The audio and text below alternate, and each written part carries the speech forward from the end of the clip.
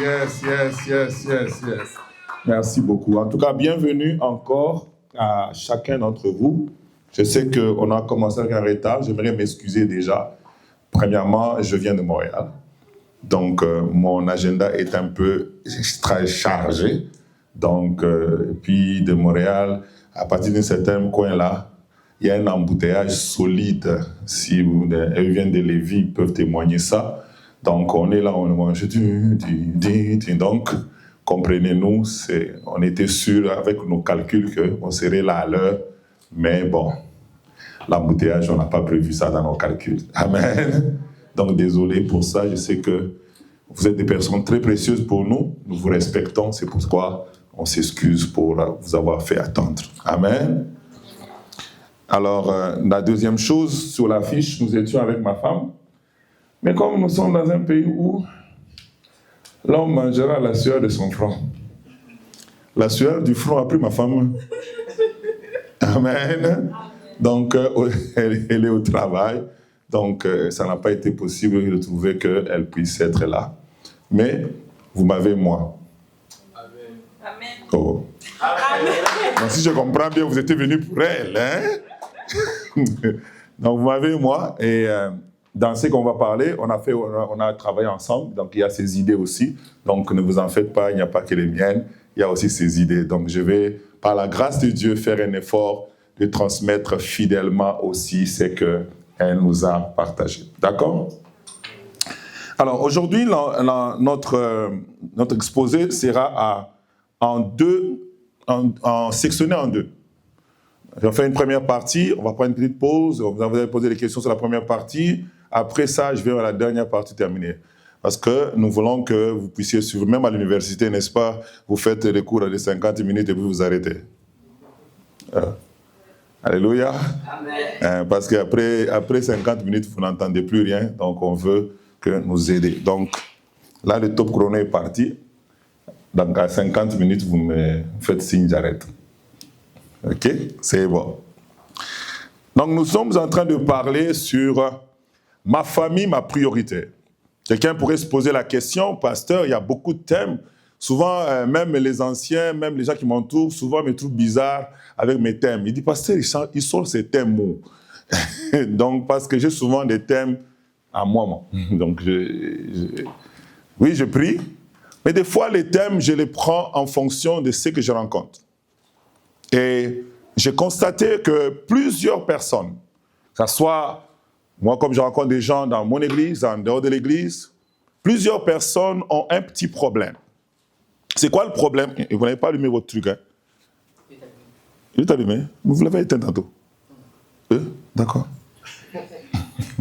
Donc, plusieurs personnes que j'ai rencontrées en conseil pastoral ont souvent un problème de dire que certains que j'ai rencontrés me disent « le père n'était jamais là ». En tout cas, il y a même des gens qui, quand ils me voient moi, comment je suis avec eux à l'église, « Ah, ma fille, ça va bien » et tout. Il dit « l'amour que tu as envers moi, ta présence dans ma vie me choque parce que mon père n'était jamais là.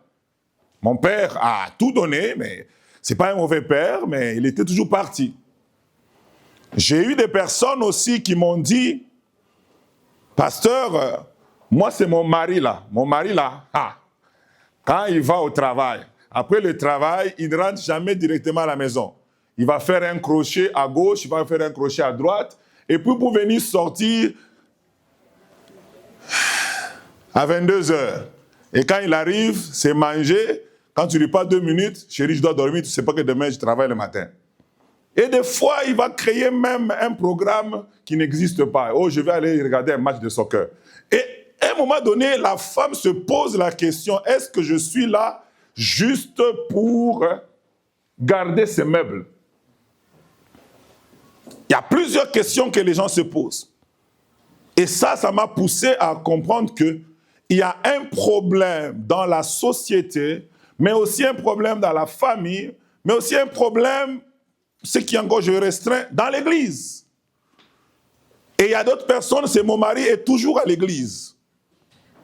Il est prédicateur, modérateur, il joueur à la batterie. Il est toujours à l'église que Moi, là, j'ai galère avec les enfants ici. En ayant entendu toutes ces plaintes et toutes ces doléances, j'ai compris qu'il y a un problème de priorité. Dis à ton voisin la priorité. Il y a un problème de priorité. Il y a un problème de priorité. Et même des parents qui se plaignent des enfants. Parce que nous sommes une conférence des familles, pas une conférence des couples. Il faut que se comprendre très bien. Ce n'est pas une conférence des couples ici, c'est une conférence des familles. C'est-à-dire, ça touche et papa, et maman, et enfant. Et on a constaté qu'il y a des parents, une maman me disait que papa, elle était toujours fatiguée. J'ai dit, c'est quoi le problème? Toi, tu as 5 enfants. Pourquoi les enfants ne t'aident pas? Les enfants du Canada, là, aider les gens ici. Donc les enfants sont toujours chargés. Ils sont en train de faire ça. Ils vont à l'école. Après ça, ils sont sur leur téléphone. Après ça, ils vont aller à un match de soccer. Après ça, ils vont aller, je sais pas, à un spectacle avec les concerts que nous avons gratuitement ces derniers temps. Donc, ils vont aller à un concert. Et à un moment donné, les parents se retrouvent que les enfants ne mettent pas les affaires familiales en priorité. Telle est la... Je vous demande de mettre la table pour vous expliquer la problématique. Pour vous montrer que peut-être tu t'exclus, mais sache que peut-être tu es dedans. Peut-être tu penses que tu es venu écouter, j'aime tellement le pasteur, tu dis comme il parle, tu viens m'écouter. Non, peut-être tu es dedans aussi. Peut-être ta femme se plaint, ton mari se plaint, ta fiancée se plaint, ton père se plaint, tes enfants se plaignent. Au fait, ça nous touche nous tous. Donc notre thème est ma famille, ma priorité. Est-ce que c'est vrai? Est-ce que c'est juste le pasteur Thierry qui veut que ça soit comme ça? Et c'est ce que nous allons voir aujourd'hui au travers de cette conférence. Mais avant d'aller en profondeur, j'aime toujours donner de littérature parce que souvent les gens me disent, pasteur, quand j'avais fait une des conférences, quand j'ai fini, les gens commençaient à me poser la question, pasteur, on va lire quoi? Pour si on doit continuer à approfondir. Alors là, je vous donne les livres. Donc si vous voulez, vous prenez, vous allez acheter, mais s'il vous plaît, ne mettez pas ça dans votre... comment on dit ça? Bibliothèque et puis c'est fini. Non, quand on vous donne les livres, allez les lire. Parce que dans ces temps que nous avons, on ne peut pas tout couvrir. Donc il y a certaines choses que si vous lisez, ça va vous aider, ça va vous préparer. Et même vous les jeunes, ça va vous aider. Je vous ai toujours dit que moi et pasteur Nathalie, nous avons lu près d'une dizaine de livres du mariage avant de se marier. On partageait le livre, on prend le même livre, elle lit, moi je lis, et on commente le livre. C'est ce qui a fait que, oui, les défis dans le couple sont là, mais on a eu moins de défis parce qu'on était déjà d'accord sur beaucoup de points. Mais toi, tu lis pas. C'est ça le problème. Premier livre que je vous propose, comme on dit, la charité bien ordonnée commence par soi-même. Je propose le livre de moi-même. Oh. Amen. Voilà. Les autres écrivent gloire à Dieu, nous aussi j'ai écrit. Donc, j'ai confiance à mes écrits. Donc, combler l'idéal de Dieu pour notre famille. Je parlais avec une sœur ce matin, elle m'a dit, non papa, tu sais ton livre il est tellement gros, peut-être que les gens le lisent, n'achètent pas parce que c'est gros. Je dis, oui, c'est vrai que mon livre est gros, je suis conscient. Il a 318 pages, ok? Je suis conscient. Mais mon livre ne doit pas se lire comme un roman. Mon livre se lit comme un livre de consultation. C'est-à-dire que chaque chapitre parle d'un volet de la famille. Donc, tu n'as pas besoin de prendre, au début, tu continues. Non, tu regardes seulement, tu dis, moi, je vais lire aujourd'hui les chapitres sur les finances de la famille. Tu lis les chapitres. C'est là le problème que tu as aujourd'hui. Tu n'es pas obligé de le lire. Ça va te fatiguer, je te comprends. Mais lis-le en fonction de ta problématique. Ça va beaucoup t'aider. Alors, si vous lisez ce livre, ça va vraiment vous bénir. Et il y a vraiment de la matière et j'ai bien écrit. Il y a même un pasteur qui étudie à l'université de théologie de Montréal qui m'a appelé pour me dire, il a lu mon livre, il a critiqué comme un intellectuel. Il dit, papa, t'as écrit. Je dis, ah, gloire à Dieu. Amen. Le deuxième livre que je nous présente, c'est très important. Vraiment, ceux qui ont des enfants, qui sont déjà des ados, lisez ça, je vous garantis. Ou ceux qui ont déjà des petits-enfants, n'attendez pas que vos enfants soient adolescents, lisez ce livre-là. C'est les relations parents-ados. Une aventure passionnante. C'est le pasteur Bouy et sa femme, quand ils avaient donné ce livre, quand ils sont venus ici au Canada, ils avaient déjà 40 ans de mariage. 40 ans de mariage, leurs enfants avaient 25 ans dans ce coin-là, donc ils ont vécu le défi d'être ados et tout ça, et leurs enfants, même à la fin de ce livre, leurs enfants aussi écrivent. C'est pas juste les parents qui ont écrit, c'est une combinaison. Les enfants ont écrit ce qu'ils pensent, ce qu'ils voulaient qu'un parent améliore, que ce soit dans une bonne relation avec.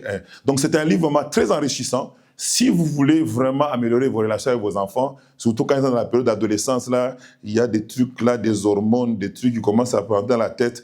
Ils pensent ils sont déjà arrivés alors qu'ils viennent de commencer. Vous avez besoin de lire ces livres. Et le troisième livre, c'est un très bon livre qui parle aussi de la vie comblée. C'est l'histoire vraie d'une vie comblée. Ce livre, pour ceux qui sont dans notre église, c'est le père de la sœur Nana qui a écrit ça. Et c'est un bon livre.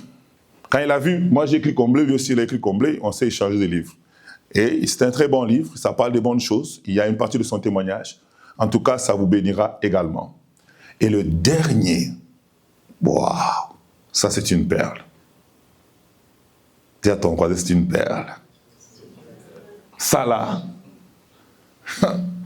une famille qui s'aime. Waouh! Ça, c'est une perle. De Gary Chapman, c'est vraiment merveilleux. Ça, je vous... Pour la matière d'aujourd'hui, là, allez prendre ça. C'est vraiment juste... Waouh! Les célibataires, alléluia. Prenez ça. Il est en train de donner à la fin, quelque part, les 5 caractéristiques d'une famille en bonne santé. Et ce que j'aime de ce livre, quand il écrit de manière à te parler. Au fait, il est en train de te poser la question en même temps que tu lis, pour te regarder comme un miroir si les caractéristiques là sont chez toi. Donc, au fait, tu sens comme si il est juste à côté de toi pendant qu'il te parle. Donc, c'est un livre bénissant. Ne manquez pas d'acheter cela. Alors, donc, maintenant, nous allons attaquer notre sujet. Ma famille, ma priorité. Lisons ensemble un texte dans la Bible. Dans 1 Timothée chapitre 5, verset 8e, l'apôtre est en train de dire ceci. Si quelqu'un n'a pas soin des siens, principalement de ceux de sa famille, il a renié la foi, il est pire qu'un infidèle. Le texte, il est assez parlant et je pense que si tu as étudié à l'université de Sorbonne, juste en lisant le texte, tu peux sentir combien ça fait trembler juste le texte. On voit ici que on met en contraste la foi et ta manière de gérer ta famille. On dit que si ta manière de gérer la famille faillit quelque part, au fait, tu as renié la foi, même si tu parles à langue, même si tu chasses les démons, même si tu es pasteur, même si tu as fait quoi. Pour Dieu, tu as renié la foi. On pourrait se dire, mais non, moi je suis chrétien, je jeûne 3 fois par semaine. Au fait, le problème, c'est quoi? La première institution que Dieu a faite, c'est quoi? Alléluia. J'ai besoin de vos amens. C'est quoi? La famille. C'est pour cela que quand toi tu penses que non, moi je suis diacre à l'église, c'est important. Au fait, tu as oublié que la première institution que Dieu a fait, ce n'était pas le diaconat. Que Dieu a créé, ce n'était pas le pastorat. La première institution que Dieu a créée s'appelle la famille. C'est pour cela que lorsque toi tu dis que je néglige ma famille, je m'occupe seulement de l'église, au fait tu renies la foi parce que tu renies celui qui a créé la famille.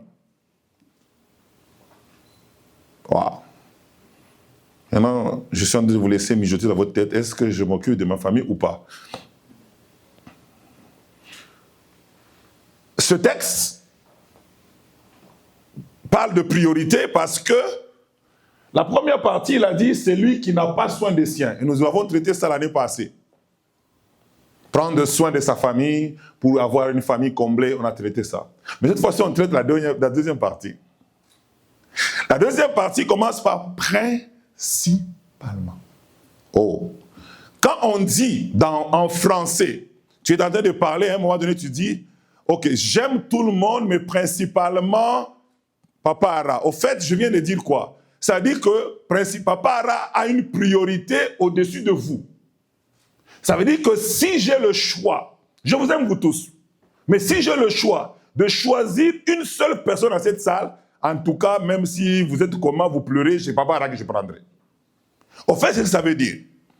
Dieu dit que nous devons prendre soin des nôtres. Famille restreinte, famille élargie et dans les cieux là-bas. Tout le monde, le village, les cousins, les petits cousins, les amis dans les siens. Mais maintenant on dit principalement ceux de quoi? Donc dans les siens là-bas, il y a tes amis du collège, de Saint-Boniface, de l'université, les gens avec qui vous travaillez, les gens qui t'ont aidé, qui t'ont payé les études, ils sont là-dedans. Mais la Bible dit, si tu dois prendre soin de ces personnes-là, c'est bien. Ta mère est là-dedans. Mais on dit principalement. Dis à ton voisin, ta famille devrait être ta priorité. Principalement. Je veux que ça résonne. Je l'ai mis en jaune pour vous. Que ça résonne dans votre esprit. On a souligné le principalement. Je vous dis, je suis pasteur, j'ai beaucoup de gens que j'aime et beaucoup de gens m'aiment. Écoutez, si ma fille Danielle a un problème, désolé, excusez-moi, là, je vous aime, c'est vrai, mais je vais aller voir Daniel. Oh, pasteur, vraiment, il est charnel. Je ne suis pas charnel, je suis très spirituel même. Amen. Amen. Non, vraiment, moi, j'étais là en premier. Déjà, il avait déjà commencé mon discours avec moi. Et puis, tout d'un coup, un téléphone sonna. Et puis, il m'a laissé comme ça. Il n'a même pas terminé mon histoire. Et mon histoire est vraiment... Oui, merci pour ton histoire. Mais ma fille a besoin de moi, j'arrête tout. Regardez comment même la société prend ça avec sérieux. Quand tu es au travail et que tu appelles, on te dit que non, ta fille à la garderie est malade. Le boss, même s'il y avait beaucoup de travail, te dit rentre. Même la société comprend que ta famille passe avant le travail. Mais il n'y a que nous-mêmes qui ne pensons pas que nos familles passent avant le travail ou avant certaines choses. J'aimerais insister et mettre encore le clou avant qu'on aille plus loin dans mon message. C'est que Dieu dit que ta famille doit être une priorité. C'est pourquoi je dis, ce n'est pas la pensée de Thierry, c'est la pensée de Dieu que nous puissions mettre nos familles en priorité. Ce n'est pas moi qui l'ai inventé. Ça vient de la Bible. Et je résume rapidement. J'aime toujours poser cette question, mais aujourd'hui, ce n'est pas le sujet. Si on vous donnait toutes les choses, on met Dieu, on met l'Église, on met le ministère, on dit classer les paroles de priorité, qu'est-ce que vous ferez? Là, je vous ai déjà donné une réponse tout crue déjà, donc vous n'avez même pas besoin de réfléchir. Parce que je ne veux pas trop insister, j'ai d'autres choses, matière à parler. Donc, j'aimerais que ça soit clair dans chacun d'entre nous. Si tu lis la Bible de Genèse Apocalypse, les priorités de Dieu sont comme suit. Dans la vie d'un homme, dans la vie d'une femme. Dieu est ta priorité première. C'est-à-dire, entre ma femme et mon mari, j'ai choisi Dieu. Entre mes enfants et Dieu, j'ai choisi Dieu. Entre qui que ce soit sur la terre, Dieu est ma priorité. Il ne faut pas faire comme une sœur m'a dit, papa, mon mari dit que je le laisse souvent seul parce qu'il aime aller dans les bars. Vraiment, je veux l'accompagner dans les bars. Ma relation avec Dieu est plus importante que aller faire plaisir à mon mari 2 minutes dans un bar. Amen. Ça, c'est la première chose. Après Dieu vient qui? Ça ne vient pas pour nous qui sommes mariés, ça ne vient pas ton père, ça ne vient pas ta mère. Après Dieu. Sophie, ça vient le champion qui est à côté de toi là. Oh, mon maman m'a gardé dans son ventre pendant 9 mois. Oui, mais c'est lui maintenant. Dès que tu as dit oui, lui il a remplacé la place. Amen. Ah, j'aime ça. Donc, après, quand tu es marié, la prochaine priorité de ta vie, dans tes choix, dans ceci. C'est ta femme, c'est ton mari. C'est comme ça que quand nous, dans nos villages, dans mon pays, pour ceux qui écoutaient les histoires de nos grands-pères, on disait, quand tu viens te marier chez quelqu'un, on te posait une histoire. On te dit, vous êtes en train de partir. Vous traversez une rive. De la rive gauche à la rive droite. Et vous êtes dans une pirogue. Dans cette pirogue-là, il y a toi, il y a la fiancée que tu viens venir épouser aujourd'hui, il y a ta mère, il y a ton père. Et vous êtes en train de pagayer. Et soudain, en plein milieu, il y a un grand vent, une tempête qui arrive. Et vous chavirez. Tous les quatre, vous êtes dans l'eau. Or, tu es le seul qui sait nager. Tu dois commencer à prendre une personne, tu l'amènes à la rive. Deuxième personne, tu l'amènes à la rive. C'est toi, tu es le sauveur. Par quelle personne commenceras-tu? Là, les hommes étaient, ma mère. Surtout comme nous, les frères. Nous, les enfants, ils aiment toujours leur mère plus que nous, les papas.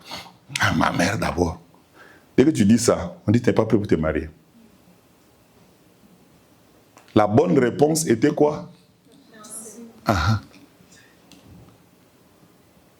Pourquoi on disait ça? Au fait, même nos ancêtres qui n'avaient pas la Bible comprenaient que dès que tu te maries, c'est ta conjointe, ton conjoint qui devient la prochaine priorité après Dieu. Dis à ton voisin, si c'est ton mari, tu le regardes, tu dis, c'est moi. Mon papa a payé mes études. Vraiment, j'ai fini, j'ai fait même ma maîtrise. J'ai fait mon doctorat. Toi, tu n'as même pas donné rien. Vraiment, tu vois, c'est lui ou c'est elle ou... Amen. En troisième position viennent nos enfants. Parce qu'il y a des moments où les enfants ont plus de place que les conjoints. Vous allez voir que des gens qui sont capables de dormir avec leur enfant que de dormir avec leur mari ou avec leur femme. Alléluia. Il y a des gens qui sont capables de faire tout un tas pour leur enfant, mais de ne rien faire pour leur mari le jour de son anniversaire, de ne rien faire pour la femme le jour de son anniversaire. Non, il faut comprendre, c'est bien de s'occuper de nos enfants, on les aime, mais il faut savoir que ces enfants-là vont partir. La personne qui ne partira pas, c'est ton chéri qui est là, c'est ta chérie qui est là. Et elle est la priorité sur les enfants. Donc les enfants sont bien, mais ils ont leur place, c'est la troisième place. Ensuite, après les enfants, vient le ministère, l'église. Parce que, de comprendre que Dieu tient à son œuvre plus qu'à ton travail séculier. C'est comme ça qu'il demande au pasteur, arrête de travailler. Parce que pour lui, ce n'est pas plus important que son œuvre. Donc, après ta femme, après tes enfants, vient l'église ou le ministère, et ensuite vient le travail séculier. Voilà l'ordre divin.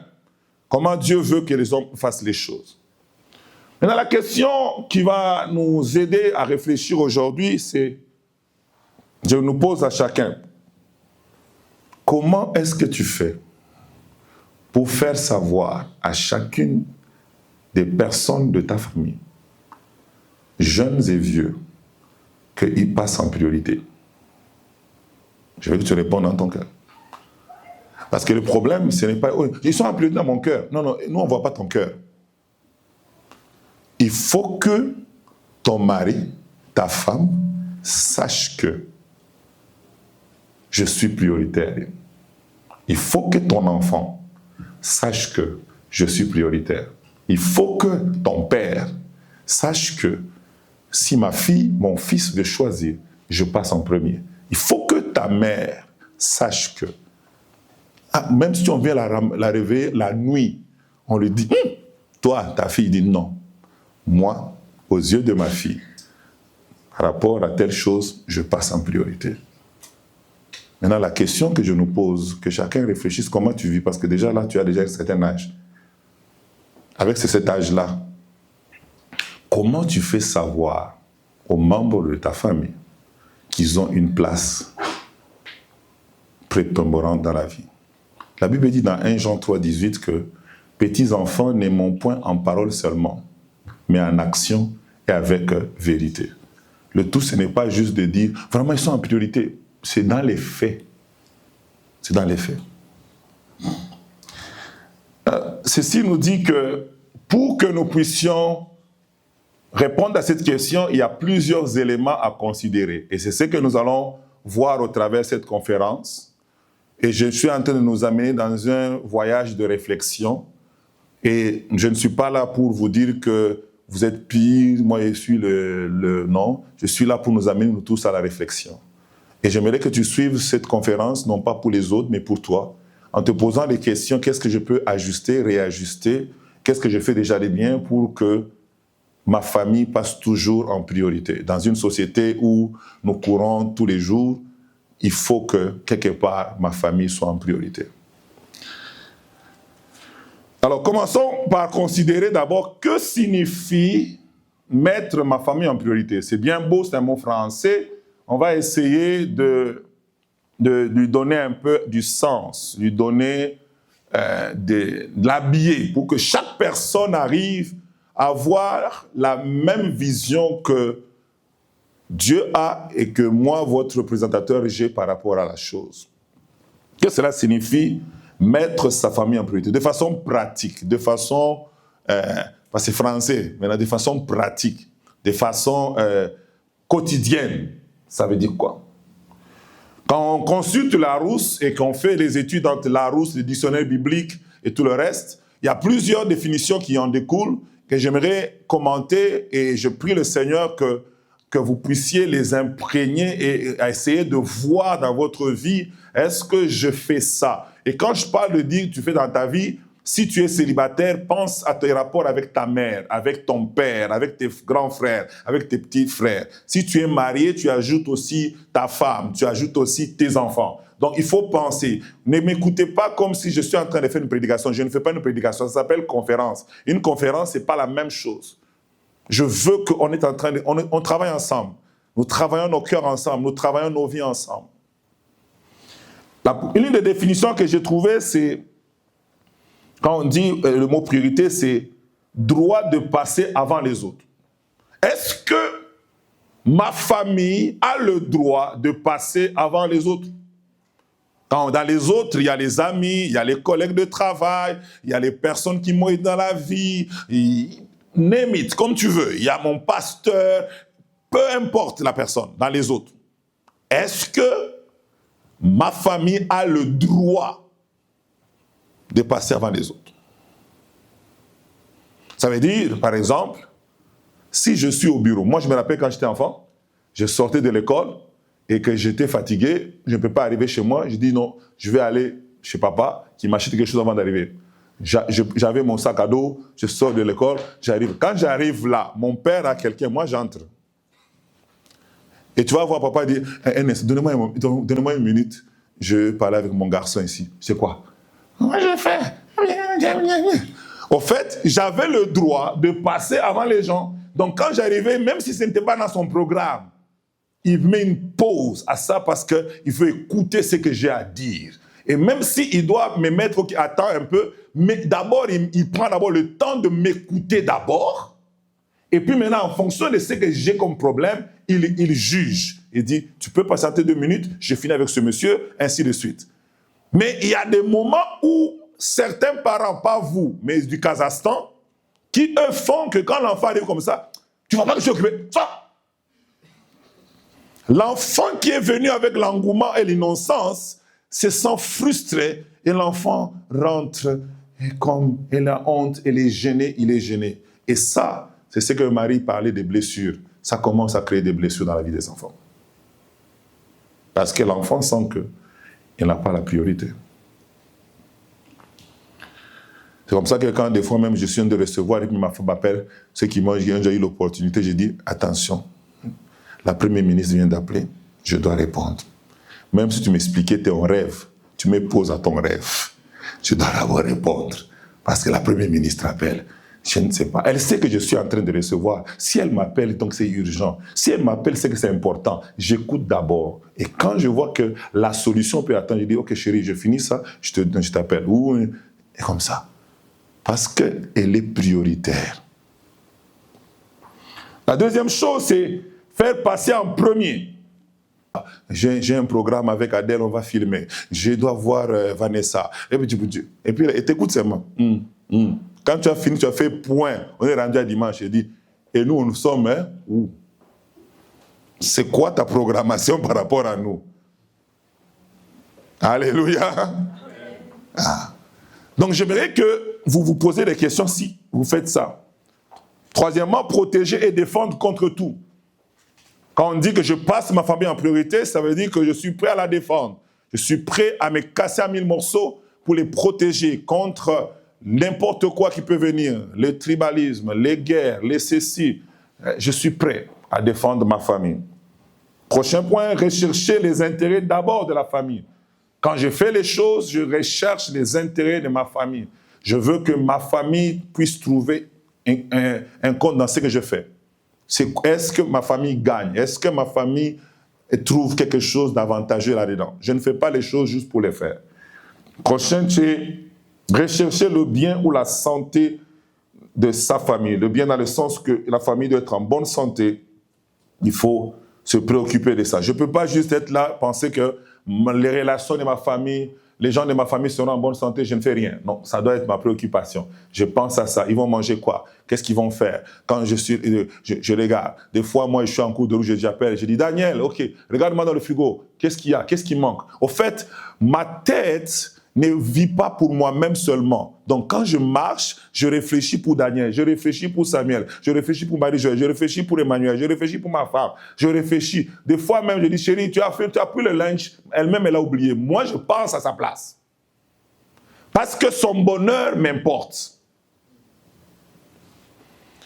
Donc, prioriser sa famille signifie faire passer ses besoins et ceux de ses proches en premier, en se concentrant sur le bien-être de chacun. Je voulais insister sur le bien-être de chacun. Ce n'est pas globaliste, c'est chacun. Il faut que chaque enfant se sente que moi aussi, je suis prioritaire. Parce que vous savez que les enfants comparent. S'ils voient que l'autre, mais moi, les enfants comparent. Donc, il faut que chaque personne se sente spéciale dans sa spécialité. Chaque personne. Même nous les parents, chers enfants, nous aussi on compare. Alléluia. J'ai dit une conférence de famille, non? Je fais aussi l'inverse. Sachez que nous aussi on compare. Dans la manière dont Sophie, tu aimes papa par rapport à maman, maman aussi elle compare. Elle dit, si c'est ton papa là, tu dis vite, quand c'est moi, tu commences à discuter, elle compare aussi. Ne pensez pas que les parents ne comparent pas, ils comparent. Ils veulent sentir que vous les aimez pareil. Qu'eux aussi, ils ont une place dans votre cœur. Mais si toi, tu fais juste des petits oignons à papa, tu négliges maman ou l'inverse, sache que tu es en train de faire quelque chose aussi. Comme disait un pasteur aujourd'hui, non, hier dans la conférence, il dit, et ça vous arrive de vouloir étrangler vos enfants? Ils t'énervent tellement, tu as envie de l'étrangler. Il dit, béni soit Dieu, je ne l'ai pas étranglé. J'ai juste eu l'envie parce que des fois, il m'énerve. Mais il est pasteur. Ne pense pas que ceux qui sont ici ne le disent pas. Des fois, tu as mis un enfant au monde, mais tu te dis, mais Seigneur, il est venu seulement d'ici. Parce que la manière dont il se conduit, il se comporte, il a envie même. Amen. Donc, c'est dans tous les deux sens. Je suis en train de faire, je vais parents, enfants, je tourne. Il ne faut pas que vous puissiez penser, non, c'est juste pour les vieux. Ce n'est pas pour les vieux. Cette conférence, c'est une conférence de famille. La famille ne réussit pas parce que seulement papa et maman font des bonnes choses. La famille réussit parce que tous les membres de la famille font ce qu'il faut faire. Tout le monde. Il y a des pères malheureux à cause de leurs enfants. Il y a aussi des enfants malheureux à cause de leurs parents. Il y a des maris malheureux à cause de leurs femmes. Il y a aussi des maris et des femmes malheureuses à cause de leurs maris. Donc, c'est un travail collectif si nous voulons avoir un bon résultat. J'ai dit en favorisant les liens et le soutien mutuel qui peut impliquer des gestes concrets. Pas des gestes, pas juste, des gestes concrets qu'on fait, des décisions importantes et une disponibilité constante. Es-tu disponible pour ta famille? Es-tu disponible pour les membres de ta famille? Toi, tu es busy pour tout le monde. Mais dès que maman Mado t'appelle à l'église, automatiquement, une oreille se crée. Ça, vous savez, moi, en tant que pasteur, je suis pasteur depuis longtemps, mais j'ai commencé à encadrer les gens depuis 1993. J'encadre les gens. J'étais dans un internat, on avait un groupe de jeunes, j'étais le responsable. Donc, j'étais, entre guillemets, pasteur sans avoir le titre de pasteur. Donc, on était à l'internat, c'est moi qui les baptisais, c'est moi qui faisais tout. Depuis 1993, j'ai rencontré des choses, des gens qui disent qu'il est prioritaire. Il peut dire, j'ai pas le temps, j'ai pas le temps, j'ai pas le temps, j'ai pas le temps, j'ai pas le temps. Dès qu'on l'appelle par sœur Mado, par frère Albert, hier on n'a pas dormi. Vraiment, j'ai peur de dormir ce soir. Si vous ne venez pas prier. Je enfile le pantalon. Là, le temps vient de crier. Alors que la femme a demandé seulement d'aller acheter les tomates Maxi. Tu n'avais pas le temps. Allô? Et cela se manifeste par des actions telles que passer du temps de qualité ensemble, soutenir les membres de la famille dans les moments difficiles, communiquer ouvertement pour maintenir des relations harmonieuses. Lisons un peu un texte biblique qui va nous aider encore dans cette partie. Genèse 18, verset 19, la Bible dit, Dieu parla à Abraham, il dit, « Car je l'ai choisi afin qu'il ordonne à ses fils et à sa maison après lui de garder la voie de l'Éternel en pratiquant la droiture et la justice, et qu'ainsi l'Éternel accomplisse en faveur d'Abraham les promesses qu'il lui a faites. » Quand nous lisons ce texte, Dieu n'a pas donné comme mission de pouvoir qu'Abraham s'occupe de donner les habits aux enfants. Qu'Abraham se préoccupe de, par exemple, faire des maisons pour ses enfants. Mais il a parlé de s'occuper de les élever spirituellement. Au fait, c'est quoi? Je vais simplement dire que Dieu a voulu que la première responsabilité, c'est qu'Abraham s'occupe de sa famille. Sur le plan spirituel, émotionnel et tout le reste. S'occuper de leur âme, s'occuper de leur état d'âme, s'occuper de leur cœur. Vous savez, ma fille, la cadette, m'a déjà dit une fois, elle dit, papa, je préfère que tu ne travailles pas. Je lui ai dit, mais si je ne travaille pas, il n'y a pas d'argent. Vous savez ce qu'elle m'a dit? Elle dit, parce que tu seras avec moi. Donc l'enfant, ce qu'il importe, ce n'est pas les millions que tu vas chercher. C'est le temps de qualité que vous passez ensemble. Tu peux dire que moi, je travaille pour les enfants. Moi je suis orphelin de père et de mère. Je connais c'est quoi l'héritage. Hein? Si vous ne savez pas, venez me voir après le culte, je vais vous expliquer. Ne pense pas que l'héritage de ces enfants, ça va tout... Il y a des conflits, des enfants, moi je veux la télé, moi je veux ceci. Toi, tu es mort. Tu laisses avec des problèmes parce que tu as laissé des maisons. Toi, dans ta tête, tu dis que je construis beaucoup de maisons. Quand je vais mourir, mes enfants n'auront pas de problème. Mais alors que quand tu es parti là, ces mêmes maisons qui devaient être des bénédictions pour nous deviennent des sources de conflits, des sources tu ne peux pas décider, ou des manques de respect, où ton petit frère te dit, tu n'as pas à parler, si c'est l'héritage, c'est pour nous tous. Là, tu dis, aïe, petit, je peux me donner un gogo ici, là. Mais à cause de l'héritage, l'enfant, il se met, il parle. Et qu'est-ce que tu vas dire? Devant la loi, il a raison. Tu te dis, on écoute. Donc la chose pour qui le père a couru pendant des années, pensant que c'est le bonheur que je prépare pour mes enfants, devient une source de problème. C'est pourquoi Dieu veut qu'on prépare plus les choses essentielles, le caractère, les cœurs des enfants, être avec eux, que les enfants deviennent formés, deviennent des hommes bien. Parce que tu peux laisser l'argent, mais tu peux pas si tu n'as pas préparé les cœurs, ça ne sert à rien. Parce que si les enfants ne s'aiment pas, si les enfants ceci, tu n'as rien foutu, mon frère, tu n'as rien foutu, ma soeur. Parce que l'argent va encore les détruire. S'ils ne sont pas chrétiens, ils vont devenir même sorciers, ils vont s'ensorceler mutuellement. Et puis, l'histoire va finir là. Alors que toi, tu es dans ta tombe, tu pensais que vraiment, j'ai beaucoup travaillé, je faisais 3 jobs. À cause de ça, mes enfants ne souffriront pas comme moi. Moi, j'ai souffert. Hein? Je vous dis la vérité. L'héritage, là, ça tue les gens. Ça tue les gens. Moi, quand mon père et moi, j'ai dit à la famille, à partir d'aujourd'hui, nous allons commencer à prier. Ils ont dit, pourquoi? On va prier. Parce que j'ai vu, quand j'étais à Montréal, plusieurs personnes, quand leurs parents sont morts, l'héritage, la sorcellerie est entrée parmi les enfants. J'ai dit, non, nous, on va prier. On jeûne une fois par mois pour la famille, nous tous.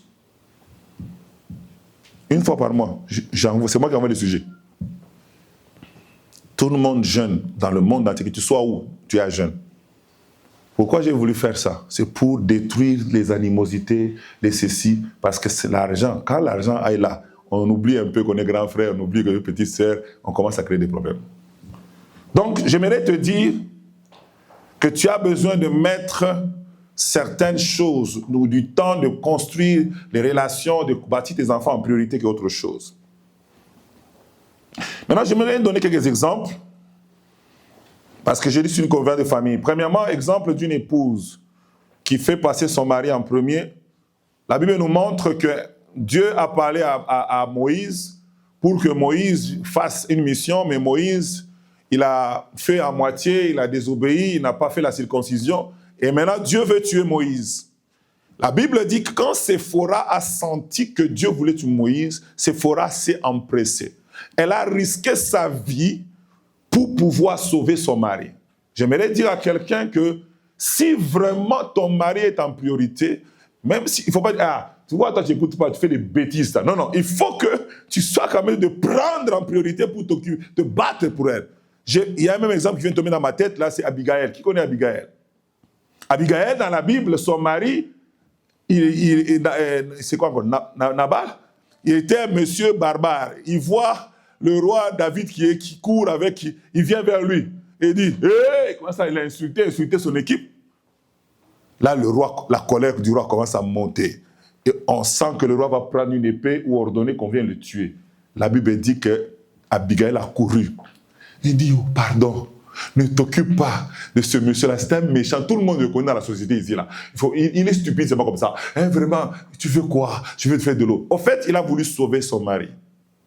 Malgré la stupidité de son caractère et de son comportement, la femme, il dit, même s'il a un comportement comme ça, il est prioritaire pour moi. Dis à ton voisin, ah, vous n'êtes pas tous mariés, mais si c'est ton mari, dis-lui que malgré mes fautes, j'aimerais être toujours ta priorité. Les gens ne disent pas. Alléluia. Donc Nabal, il n'était pas saint. Il a mal fait. Mais sa femme a risqué, a pris, non, j'allège mes affaires, je vais aller régler d'abord le problème que mon mari vient de causer ici pour que nous puissions avoir des solutions. Un époux maintenant, exemple d'un époux, nous voyons dans la Bible qu'on dit que Isaac plaisantait avec sa femme. Donc Isaac, c'était un homme d'affaires. Isaac, il avait des plans, il avait beaucoup de choses, mais il avait le temps d'arrêter ces choses-là pour aller faire des plaisanteries avec sa femme. Les sœurs disent Alléluia quand même. Hein? Amen. Que nos maris là, même si vous êtes busy jusqu'à la moelle épinière, créez du temps avec votre femme, vous jouez, tu la mets au dos, tu la fais monter. Même si elle a 3 enfants, ils aiment ça. Alléluia. Ils aiment ça. Moi, des fois, on est au salon avec ma femme et puis je lui dis, on veut monter les escaliers en haut. Je prends maman Nathalie comme ça, bien, dans les bras, je monte. Superman. Aïe, aïe, aïe. Je l'amène juste dans la chambre, je l'amène dans le lit. Avec 4 enfants. Hein. Alléluia. Et tu vas voir, elles aiment ça. Donc, il faut aussi, malgré que tu es busy, Pasteur Thierry, on a dit son grand CV ici, Pasteur Thierry fait ça. Mais il faut avoir du temps aussi, qu'elle sente qu'elle a sa place quelque part. Amen. Amen. Troisième exemple, c'est l'exemple des parents. Cet exemple, ça m'a choqué toujours. Il y avait un homme et sa femme, ils étaient stériles pendant plusieurs années. Et puis, Élisée est passé par là. Et Élisée a dit, l'année prochaine, à la même époque, parce que vous m'avez béni, vous aurez un enfant. La femme a dit, ne me trompe pas, Dieu va le faire. Et puis Dieu l'a fait. Imaginez-vous l'enfant miracle. Normalement, on est toujours à côté de cet enfant-là, tout le monde, hein, mon garçon, j'ai attendu vraiment longtemps. L'enfant était là, le papa était content. Et la Bible dit, un jour, cet enfant-là est allé jouer là où son père travaillait. Et le papa est content, son enfant il travaille, fiston est là, il est en train de montrer, il fait les choses, fiston les gars, tu seras l'héritier, tu vas hériter tout ça. Tout à coup, l'enfant dit, papa, j'ai mal à la tête. Écoutez la réponse du père. Il a dit à son père, ma tête, ma tête, ma tête. Le père dit à qui? Il ne lui parle même pas. Il ne dit même pas, ça a commencé comment? Il y a quoi, oh? Il dit à son serviteur, hé, porte-le où? Moi, quand je lis la Bible, j'aime faire des films dans ma tête. Donc, je me suis mis, j'ai vu lui là, et puis je vois un serviteur, et puis il dit ça, ton fils est ici. Papa, je vois la tête. Yves, porte-le à sa mère. Tu ne cherches même pas à savoir c'est quoi. Tu ne cherches même pas à le porter dans tes bras. Un petit câlin, ça fait quand même du bien. Rien. Il l'envoie là-bas. Quand vous lisez la suite du texte, les lecteurs de la Bible, vous allez voir que la maman était fâchée. Ça, c'est moi, hein. Parce que la Bible dit qu'il a pris et il emporta sa mère et l'enfant resta sur quoi? Les genoux jusqu'à midi. Et qu'est-ce qui s'est passé après? Quoi? L'enfant est mort. Je suis sûr que la maman a dit, ce mari ici là, il ne vaut rien. La Bible dit que la femme s'est levée, elle a scellé un âne. Elle a dit, je vais aller voir Élisée. Son mari lui pose la question, pourquoi tu vas voir Élisée? Il n'y a pas culte. Pourquoi tu vas chez les pasteurs? Il n'y a pas séminaire. Il y a un problème. Vous connaissez la réponse, c'était quoi?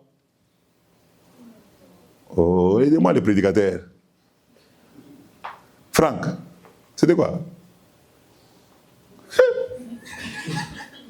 Les modérateurs, vous ne connaissez pas? Voilà, merci ma fille. Tout va bien. Pourquoi il répond à son mari, tout va bien quand l'enfant est mort? On a toujours prêché, oh, c'était la foi.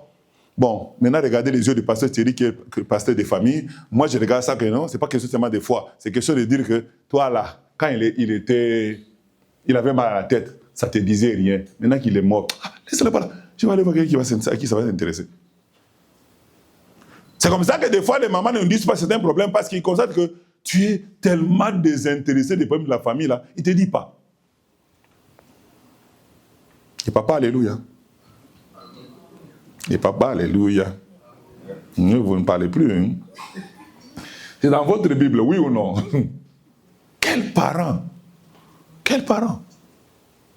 Moi là, mon enfant est malade, j'arrête tout. Même si j'ai jeté l'ordinateur là-bas, ma fille est malade, mon garçon est malade. J'ai tout, je me mets par terre pour mon enfant. Je vous dis la vérité. Juste le temps que tu es là, tu poses la question, tu embrasses ta fille, tu appelles l'ambulance et ils sont en train de venir. Ça reste en tête de l'enfant. Que de garder un souvenir que j'avais dit à mon papa que j'ai mal à la tête, il ne m'a même pas posé la question. Ça a commencé quand?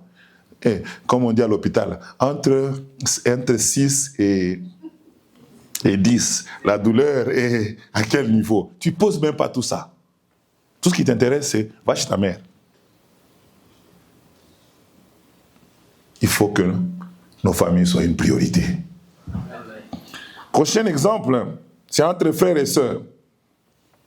Entre frères et sœurs, donc, il y a aussi, il faut que ton frère soit ta priorité, ta sœur soit ta priorité. C'est pourquoi Dieu dit à Abel, il dit, à Caïn plutôt, où est ton frère Abel? Au fait, Caïn a compris la question de Dieu. Il savait que Dieu ne lui posait pas la question qu'il est situé où, il est à gauche, à droite. Et il dit, suis-je le gardien de mon frère? En fait, il comprend que Dieu veut que je sois gardien de ma soeur, de mon frère. Tu dois savoir où il est.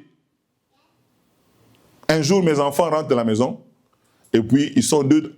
Et puis l'un arrive, l'autre n'est pas là. Je demande la question, l'autre est où? Je ne sais pas. Vous êtes censé venir dans le même autobus? Oui. Il est où? Je ne sais pas. J'ai dit non. Moi, quand il y a un problème, je les assois. Maintenant, le cours commence. Là, j'ai fait le cours. Non. Tu dois savoir où est ta soeur. Elle doit te dire où est ton frère. Lui, il doit te dire, mais aussi, chaque fois, tu dois checker, est-ce qu'il est toujours à l'endroit où je savais qu'il doit être? Tu ne peux pas être tout le monde dans l'autobus, même si vous n'êtes pas ensemble, même si tu es enfant au fond. Tu dis, ma soeur est montée, mon frère est monté. Tu ne peux pas juste monter et puis tu viens, tu es tranquille, tu rentres même à la maison. Et sa soeur était restée à l'école. En fait, ce que je veux vous dire, c'est quoi? Nous devons nous préoccuper de ce qui est où. C'est comme ça qu'il y a des familles qui ont mis le truc de localisation du téléphone. Mais il y a des gens qui se fâchent. On veut savoir où je suis, c'est me contrôler. C'est parce que tu aimes cacher des choses là. Tu vas où tu ne veux pas qu'on sache. En fait, c'est juste qu'on veut s'assurer que non, notre enfant qui avait dit qu'il était parti à l'école, il est là-bas. Et que s'il est 22h, c'est quoi même? On regarde, on voit que son déplacement vient vers la maison, on est tranquille.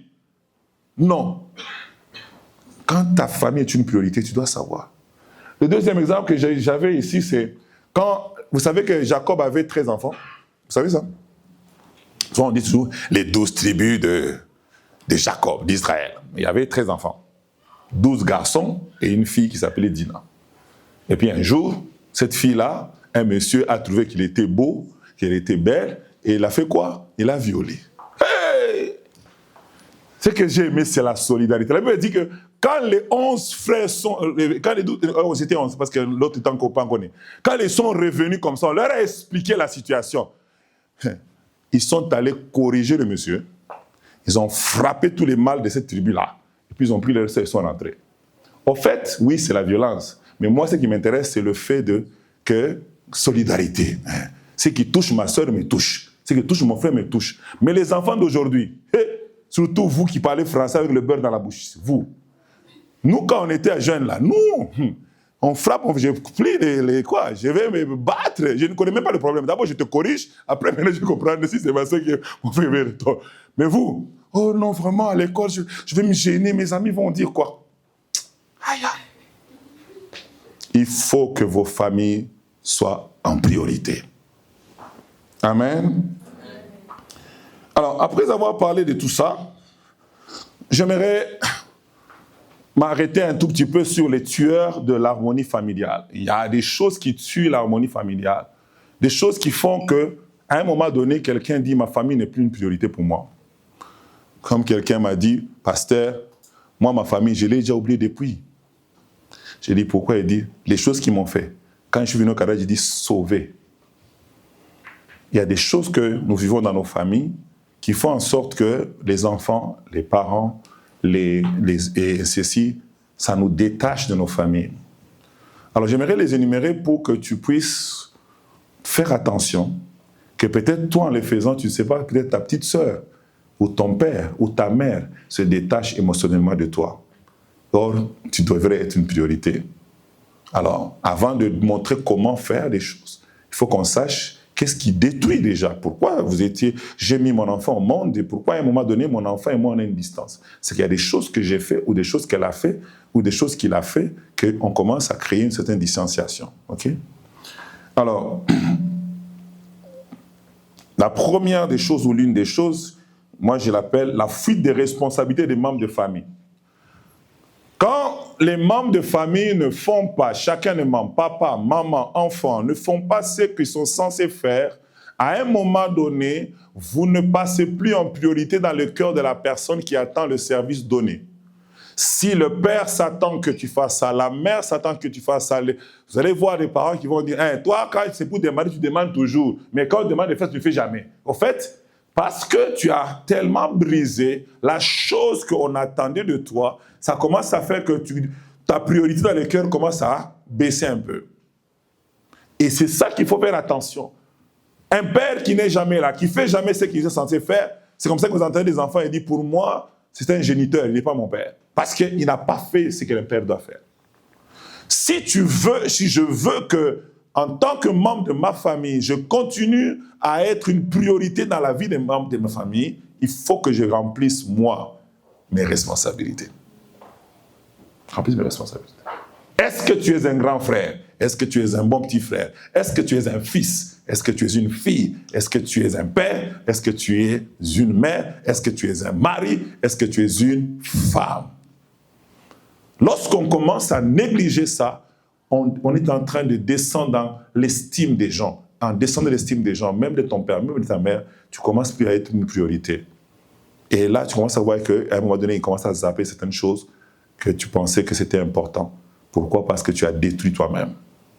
La deuxième chose, c'est le mariage à l'essai qui gagne du terrain ces derniers temps. Parce que beaucoup de jeunes aujourd'hui ne se marient pas comme nous. Ils se marient en essayant. J'ai vu des gens, peut-être pas vous, les mariages que j'ai rencontrés, c'est que les gens disent, on essaye. Si ça marche, ça marche. Si ça ne marche pas, on casse. Moi, je ne vais pas passer le restant de ma vie à train de souffrir avec un homme. Au fait, il y a un problème d'engagement. Quand il n'y a pas d'engagement, la personne ne s'entend pas que tu t'es engagé envers moi, je ne peux pas te mettre en priorité aussi. Parce que tu peux partir quand tu veux, là. À un moment donné, je ne suis pas sûr du lendemain, alors moi aussi, je ne te mets pas en priorité. Vous savez, aujourd'hui, j'ai rencontré une femme, peut-être je vais l'amener à Québec, elle est évangéliste, et en parlant avec elle, elle a, je pense, 80 ans, en parlant avec elle, elle m'a dit que je me suis rendu compte en lui posant la question, en échangeant tout ça, elle a 59 ans de mariage. Je me suis dit, alléluia. Moi, j'ai 19, donc si je fais 59 divisé par 19, j'entre 3 fois plus 2 ans dans leur durée de mariage. J'ai dit, aïe! J'ai arrêté, j'ai appelé Pasteur Titi. Pasteur Titi, tu vois là, 59 ici, 59 québécoises, 59 ans de mariage avec le même homme.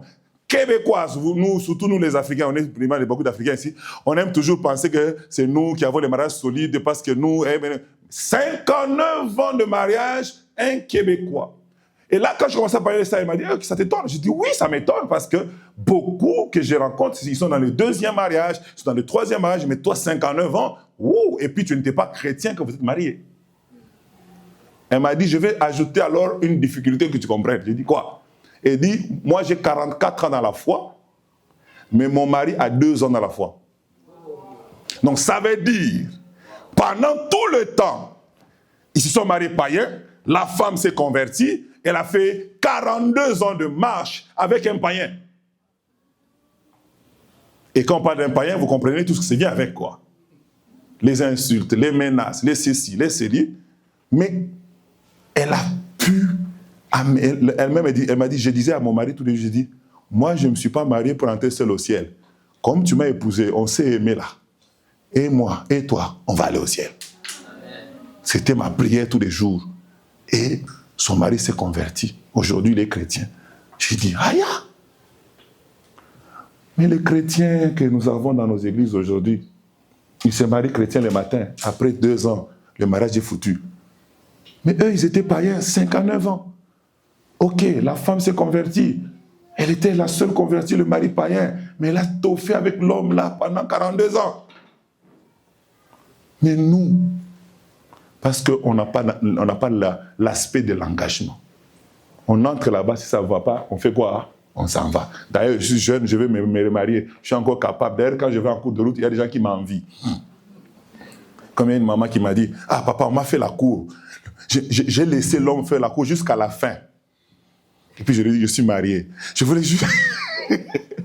juste sentir, hein, tu vois le feeling là quand on te désire par un homme là. Elle a continué. Hey, là, le monsieur a expliqué. Ah, quand j'étais regardé. Quand elle a fini son speech, tu dis quoi? Je suis marié. Et quand elle m'a appelé, elle m'a dit, ah, papa, donc je suis encore, hein? J'ai dit, alléluia. La 3e chose, c'est le caractère nonchalant des parents. Des personnes qui ne prennent pas leur rôle au sérieux. Ils connaissent, mais ils ne font pas. Ils ne sont pas sérieux dans leur rôle. Quand on lui dit, par exemple, tu n'as pas sorti la poubelle, ça va faire quoi, toi aussi? Mais tu n'as même pas dit bonjour aux enfants. Ah, toi aussi, tu fais un problème pour des petites choses comme ça. Donc, il a un caractère, il est comme trop... On dit qu'on a envie de lui donner des baffes pour se réveiller un peu. Un caractère nonchalant. Donc, au fait, les choses ne prennent pas au sérieux. Vous savez, une fois, je pense que c'est Daniel que j'avais oublié à la garderie, je ne sais pas, c'était toi. Je ne sais pas si ou les autres. Je l'avais oublié. Donc, ça m'avait fait mal. Tu vois, ça m'avait fait mal. Pourquoi ça m'avait fait mal? Parce que la garderie est fermée. C'est elle seule qui est restée. Moi, ça m'a fait mal. Pourquoi? Parce que je me suis dit, ma fille, elle voit d'autres parents qui viennent. C'est-à-dire qu'elle est en train de voir que mon père, je ne compte pas tellement assez qu'il m'oublie. C'est quoi qu'il fait? au point d'oublier sa vie. Pardon, c'est la première et la dernière fois. Quand on ne prend pas son rôle au sérieux, on ne sait pas les séquelles qu'on laisse dans la vie des enfants. On ne sait pas les déchirures, on ne sait pas les choses qu'on écrit. C'est un message qu'on écrit, tellement oublié. Ma fille, ma cadette, ces derniers temps, elle me demande toute une chose. Ça fait peut-être quelques temps. Elle regarde les photos dans la maison. Et quand on était à Montréal, on avait le temps, on prenait souvent les photos de famille. Donc chaque année, on allait prendre. Ça fait qu'on faisait une mise à jour, update des photos. Donc on grandit un peu, on prend les photos. Maintenant, elle a regardé dans toutes les photos des familles qui sont à la maison, accrochées au mur, il n'y en a aucune, elle est là. Vous voyez un peu comment les enfants peuvent remarquer des choses. Nous, on est juste occupés. Hein? On est venu au Canada, on est venu plutôt au Québec, l'église, ceci. On est occupés. Et puis, je ne connais pas des photographes qui font ça. Maintenant, j'en connais quelques-uns, mais je ne connais pas avant. Donc, je n'ai pas le temps d'aller encore aller qu'on fasse encore chikichi, photo pour tout le monde. Je n'avais pas le temps. Mais l'enfant regarde. Moi, je me suis posé la question, ça lui a pris combien de temps? Là, je lui ai promis, j'ai dit, si Arnaud doit venir à la maison, il va venir. Il faut qu'on prenne les photos là. Pourquoi? Parce que, au fait, elle a... Maintenant, je me pose la question, si c'était un enfant qui, comment on dit, qui garde des choses, c'est ça qu'on dit, non? Merci pour le mot français là. Donc, je n'aurais jamais su que mon enfant souffre à cause d'une photo. Quand elle regarde au mur, vous êtes tous là. Moi, je ne suis pas là. Je vous donne l'exemple de ma famille pour rendre le message réel. Hein. Donc, ça devient comme... Vous m'avez négligé, en fait. Je ne suis pas important que vous puissiez prendre une photo de famille avec moi. On m'a dit, papa, il faut que... D'abord, elle m'a dit, pourquoi? Elle a voulu connaître d'abord la raison. Ma fille, elle était intelligente. Elle ne m'a pas dit seulement, changez les photos et mettez-moi. Elle a commencé. Pourquoi je ne suis pas là? Là, ok. On essaie de trouver une réponse. Après, là, elle dit, ok, j'ai compris votre réponse, mais faites un effort que qu'on enlève ça, qu'on mette là où je serai. Vous comprenez? Et c'est pour montrer comment ça, juste une photo où elle est absente, à ce que ça peut faire. C'est très important. Et l'autre fois, elle a dit, tout le monde dans cette famille a déjà monté un avion. Moi, je ne suis jamais monté dans un avion.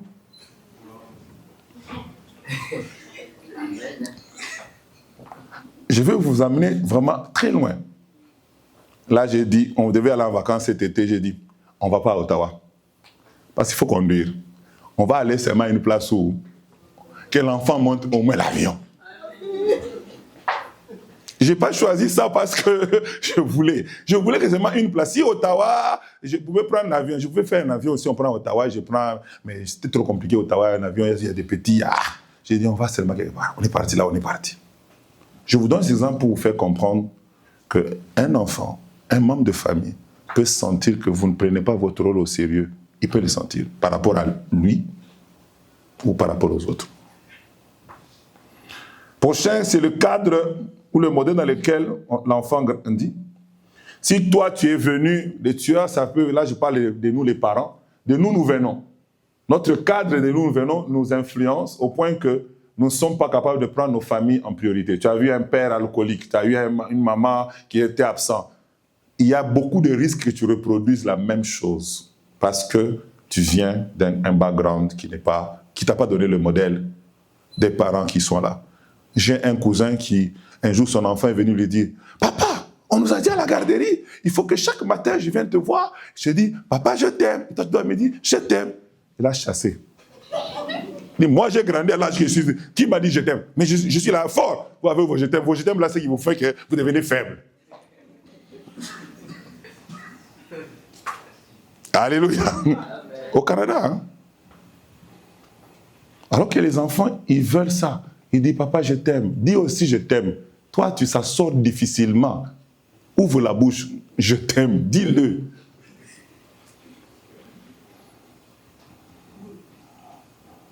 Amen. Amen.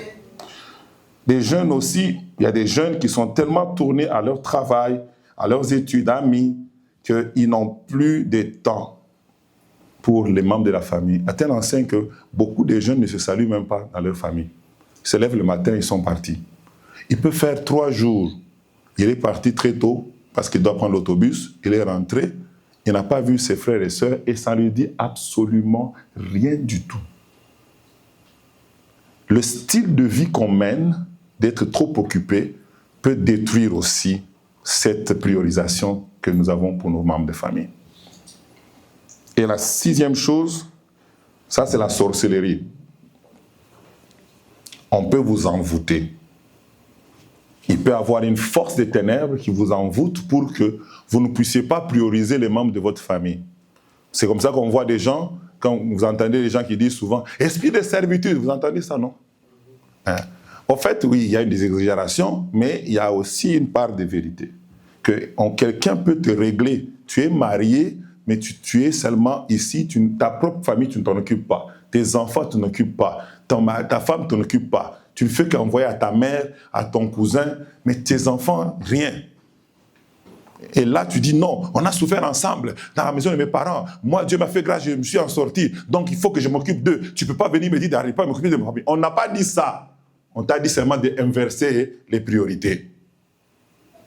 On ne t'a pas dit de ne pas t'occuper de ta famille. On ne t'a pas dit qu'il ne faut pas aimer ta mère. Ce n'est pas ça. Mais il faut inverser les priorités. Si ta mère a besoin de $200 et que ta famille a besoin de $200, ta femme et tes enfants, tu dis à maman, attends. Oh. Amen. Oh, c'est ma mère quand même. Vraiment, elle est assez vieille. Oui. Attends. Je vais vous rappeler mon exemple du début de la pirogue. De la pirogue, quand on est noyé, ta maman est vieille, elle a besoin, non? On a dit, si tu prends ta mère avant, tu n'es pas digne d'épouser cette fille-ci. Déjà, nos pères disaient ça.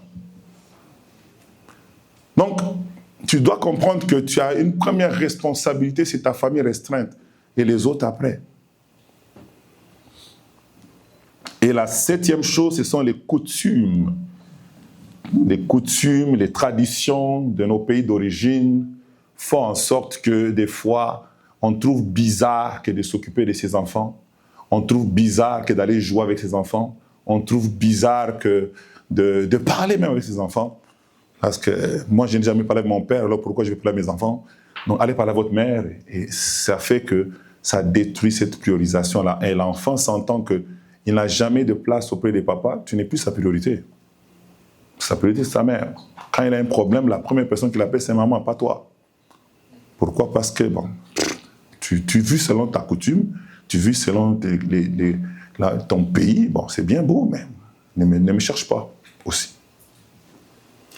Alors, quelles sont les conséquences? Combien? Alors, on va parler des conséquences et puis après, on va prendre notre pause. Quelles sont les conséquences de ne pas prioriser sa famille? Si vous négligez votre famille, vous ne la mettez pas en priorité. L'une des conséquences que j'ai vues dans mon ministère, que j'ai rencontré, c'est le divorce. J'ai vu plusieurs personnes. Vous savez, quand on était jeunes, nos parents souvent divorçaient parce que, oh, il y a eu l'infidélité, oh, il y a eu ceci. Mais maintenant, j'ai vu plusieurs personnes divorcer et dire, en tout cas, je suis comme un monument dans ce couple-là, je préfère qu'il aille faire sa vie avec ses amis. Moi, je reste chez elle. Ou bien, oh non, ma femme vraiment là, elle n'est pas là. Moi, elle ne s'occupe pas de moi. Je suis devenu comme seulement son colocataire, un pourvoyeur financier. En tout cas, j'arrête cette histoire-là. Pasteur, j'arrête ça. Je n'aimerais pas que ça t'arrive. Je n'aimerais pas que ça arrive à tes parents. Il faut que vous travaillez, que votre famille soit prioritaire. Parce que quand les gens ne se sentent pas prioritaires, ils disent ça ne vaut pas la peine de rester ensemble. Je préfère aller faire autre chose. C'est très important. Si tu priorises l'argent, ok, va chercher ton argent. Si tu priorises les amis, va chercher tes amis. Moi, je vais faire ma vie parce que il y a quelqu'un qui m'a dit, pasteur, dès que j'ai dit que, il a dit à son mari, il dit, écoute, à partir d'aujourd'hui, quand tu viens, tu es le père de mes enfants, tu n'es plus mon mari. Donc quand je te regarde, tu vas entrer, je ne vais pas te chasser, mais c'est que sache seulement que dans ma tête, tu n'es pas mon mari. Donc, tout ce qu'une femme peut te donner, ne me demande même pas. Et puis, quand j'ai commencé à le conseiller, j'ai dit non, tu vois, il dit, papa, je l'ai chassé. Je ne l'ai pas chassé. Il entre chez lui, non. Il vient le soir. Il peut même dormir dans le même lit que moi, mais qu'il ne me touche pas. Je ne suis pas sa femme. Je suis la mère de ses enfants. Et lui n'est plus mon mari. Il est le père de mes enfants. On devient des colocataires. Le mari m'a appelé, oh vraiment, je ne comprends pas. J'appelle la sœur, j'ai dit, essaie de parler. Elle dit, papa, j'ai souffert tous les jours parce que quand il était 20h, il n'est pas encore rentré. Je me tourmente. Il est où? Il est 21h, il n'est pas encore rentré. Je l'appelle, il se fâche. Pourquoi tu m'appelles? Tu me surveilles. Moi, c'est quel genre de femme là qui aime surveiller les gens? Je vais rentrer quand je vais rentrer. C'est chez moi, non? Il dit, maintenant que j'ai décidé que c'est le père de mes enfants, ça ne m'inquiète pas qu'il rentre pas. Au moins mon cœur ne souffre pas. J'allais avoir une crise cardiaque à cause de lui. Pardon. Vous voyez? Parce qu'elle souffrait tellement du fait que son mari ne rentrait pas. Elle ne lui disait pas il est où. Quand il l'appelait, il criait sur lui. Tu veux quoi, c'est quoi? Tu es jalouse, tu penses toujours que je suis avec des gens. Je n'ai personne, je suis avec mes amis seulement. Et c'est pas ça le problème. Je veux juste savoir. Non. Et puis, la femme a dit, je vais arrêter de poser des questions parce que ça me fait souffrir. Je préfère fermer cette barrière-là. Comme ça, mon cœur est tranquille. Vous voyez, ça amène le divorce. Et la femme ne l'a pas attrapé dans l'impudicité. Non. C'est juste que je ne suis pas prioritaire pour toi. D'accord, occupe-toi de ta vie. Deuxième conséquence, c'est le fugue des enfants. Quand les enfants sentent qu'ils ne sont pas prioritaires, ils ont un pied dehors. Ils attendent une opportunité pour partir. Aller en colocation avec mon ami tel. Parce qu'au moins, elle, je sens que j'ai de la valeur. Au moins, lui, je sens que j'ai de la valeur. Mais quand les enfants sentent que chez eux, c'est bien, ils peuvent rester même à 25, ils sont toujours là-bas. 30 ans, ils sont toujours là-bas. Parce qu'ils veulent ça. J'ai des enfants ici, ils ont fini l'université, je me dis, je vais rentrer chez nous. Tu vas rentrer où? Il dit, je vais rentrer chez nous, je vais maman. Mais en fait, je les taquine, mais dans mon cœur, je dis, les parents ont réussi quelque part. Que malgré les 30 ans, malgré les 25 ans de l'enfant veut rentrer chez ses parents. Mais il pouvait me dire, je suis au Canada, je prends un job et puis c'est fini. On est rentré en Afrique là, avec la chaleur et les insectes et tout ça. Mais l'enfant veut rentrer. Quand j'entends, je dis, quelque part, peut-être qu'ils n'ont pas dans tous les domaines, je ne connais pas tous les domaines, mais ce secteur-là, les parents ont réussi. Donc, les enfants vont fuguer de la maison. Ou ils vont être là, mais ils ne sont pas là. Ça dit que tu as un enfant qui est toujours dans sa chambre. Vous avez déjà vu des enfants comme ça, non? Quand il arrive, il passe par la porte, dans sa chambre, il ferme. Il fait ses affaires dans le lit. Quand vous devez servir de manger, il descend, il se sert dans une assiette, il remet encore dans sa chambre. Au fait, vous n'entendez ni son de cet homme, ni son de cette femme. Mettez dans votre maison. Au fait, l'enfant a déjà fugué dans son esprit, mais physiquement, il est là. Et nous, des fois, les parents, on est bernés, on dit, lui, il est toujours comme ça. Il n'aime pas vraiment causer avec les gens. C'est toujours comme ça. Vraiment, lui, je ne sais pas si c'est la honte. Ce n'est pas la honte. Ce n'est pas la honte. J'ai reçu plusieurs enfants. Ce n'est pas la honte. Et tous les enfants veulent être épanouis. Et c'est que je peux vous donner la preuve. Regardez votre enfant qui est comme ça là dehors. Vous allez voir. Comment il est, et pendant d'autres personnes, vous comprenez que c'est vous, chez vous là. Il y a un problème. Mais que l'enfant n'arrive pas à exprimer, c'est tout. Toujours enfermé. Il ne parle pas beaucoup. Non. Mais, et puis on vous appelle à l'école que votre enfant, celui qui dérange en classe, mon enfant, dérangeant en classe. Non, vous avez menti. Parce que tellement à la maison, tu sais que c'est l'enfant qui ne parle jamais. Non, il ne parle pas jamais parce qu'il n'a pas à dire. Il ne parle pas jamais parce qu'il sent que ce n'est pas un endroit où on l'accueille. Troisièmement, c'est la distanciation entre les membres. On devient distant. Quatrièmement, c'est le manque d'entraide réciproque. On ne s'aide pas. Cinquièmement, on n'est pas épanoui. C'est-à-dire qu'on est dans une famille, on ne se sent pas heureux. Vous voyez, c'est comme surtout les maris peuvent comprendre ça et les femmes qui sont en couple.